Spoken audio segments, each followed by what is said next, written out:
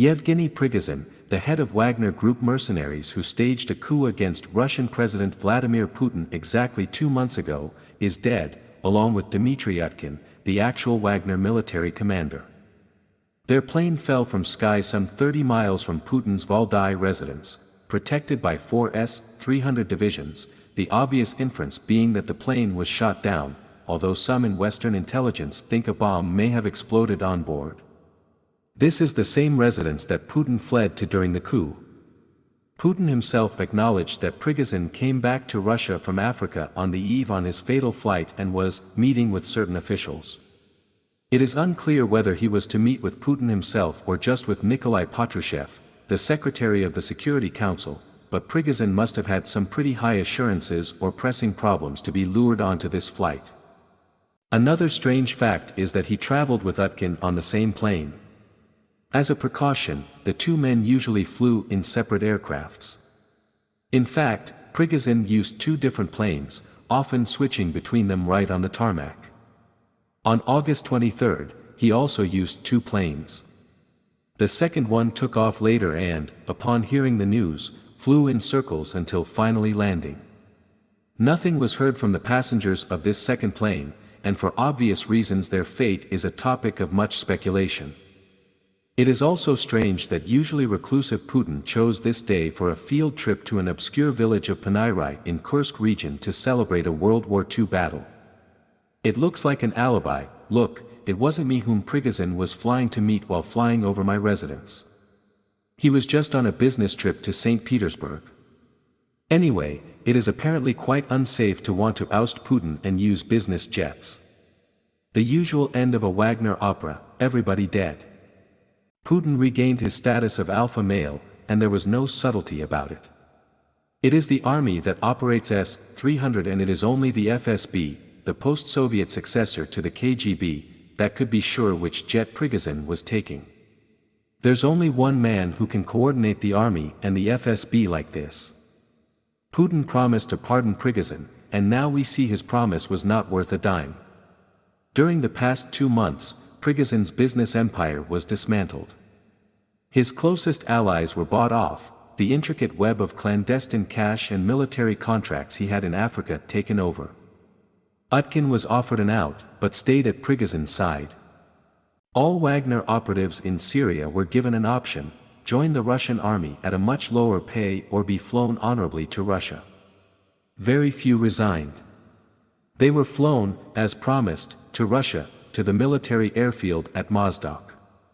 Vladimir Osechkin, a Russian dissident and specialist in all thing Wagner who writes for the anti-corruption site gulagu.net, says the FSB met them at the airfield and whisked them away.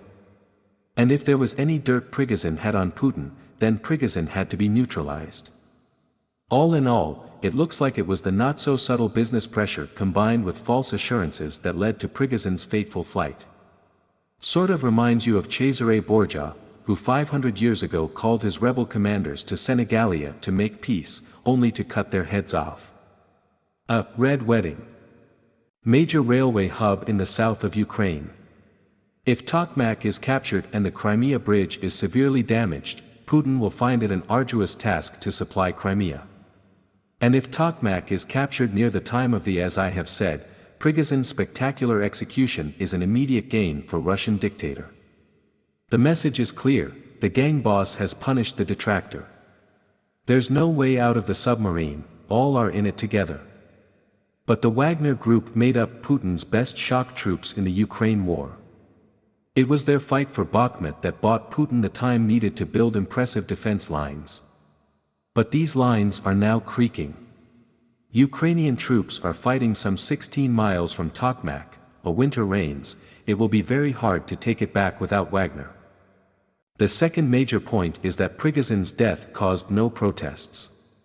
A plane with a supposed war hero was shot down, and nobody stirred. That's a very clear indicator that the war is deeply unpopular, people don't give a damn, and the ardent Russian militarists are mostly just paid pro-government bots on Telegram channels. Zero unrest after Prigozhin's demise is a clear sign of zero genuine support of Putin's war. And third, but not last, all this disaster was entirely of Putin's own making. It was Putin who couldn't reform his own regular army. It was Putin who created a private army instead and entrusted its governance to a man who was clearly mentally unstable, a man who was put in prison in 1981 for trying to strangle a young woman whom he followed out of a restaurant because he wanted to take off her earrings, for God's sake. A psychopath who used forged passports, numerous disguises, kept in his house photos of severed heads and reveled in smashing people with a sledgehammer. The very idea behind Wagner was crazy. Why would a modern ruler create a secret unit to operate in Africa? What's there to gain? Blood diamonds? Uranium? The modern world is the world of Tesla and SpaceX. The war simply doesn't pay for itself. It is crazy even for a dictator to use private military companies as an investment vehicle in blood diamonds in Africa. It's a thug gaining absolute power and still acting like a petty gangster. Not only did Putin create a secret military unit that filmed itself cutting off heads, he put in charge of the operation the craziest man he could find. And then he could not contain the ambitions of this man while mired in an unwinnable war.